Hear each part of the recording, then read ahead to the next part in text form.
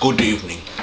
My name is Fundle Barch. Tonight we'll be conducting the second part of my experiments in kinetic energy. Tonight, in the second part of my experiment, we'll be slamming my head in that fridge door.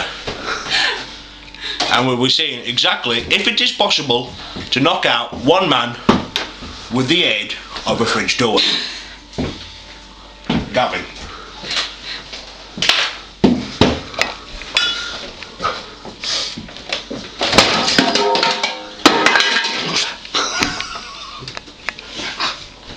Apparently, it is not possible to knock out one man with the aid of a fridge door.